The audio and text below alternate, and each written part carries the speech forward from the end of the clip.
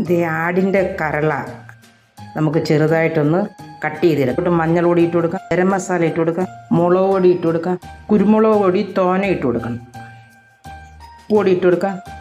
Cut ചെയ്ത് വെച്ചേക്കുന്ന കരളിട്ട് കൊടുത്ത് ഇളക്കി വെക്കാം. ആ അരപ്പ് വൃത്തിയായിട്ട് അതിനകത്ത് ഇളക്കി പിടിപ്പിച്ചു. ഇനി നമുക്കിത് അരമണിക്കൂർ അടച്ചു വെക്കണം. ഈ മാരിനേറ്റ് ചെയ്ത് വെച്ചേക്കുന്ന കരളൊന്ന് വേവിച്ചെടുക്കാം. വെളുത്തുള്ളി ഒന്ന് ചതച്ചെടുക്കാം. ക്രീം ഒഴിച്ചു കൊടുക്കാം. ചതച്ച വെളുത്തുള്ളി ഇട്ട് കൊടുക്കാം. ഉള്ളി കട്ട് ചെയ്തിട്ട് കൊടുക്കാം. പച്ചമുളക് ഇട്ട് കൊടുക്കാം. കറിവേപ്പില ഇട്ട് കൊടുക്കാം. ഉപ്പ് പൊടി ഇട്ട് കൊടുക്കാം. മഞ്ഞൾ പൊടി ഇട്ട് കൊടുക്കാം.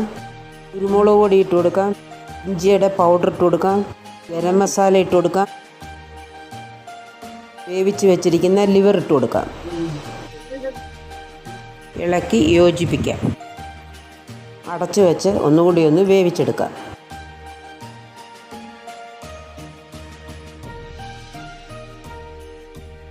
ആടിൻ്റെ കരൾ ലിവർ ഫ്രൈ റെഡി. ലാസ്റ്റിൽ കുറച്ച് ചെറിയ ഉള്ളി ഒന്ന് കട്ട് ചെയ്തിട്ട് കൊടുക്കുക. അപ്പം കരിയാപ്പില ഇട്ട് കൊടുക്കുക. Mutton liver fry ready.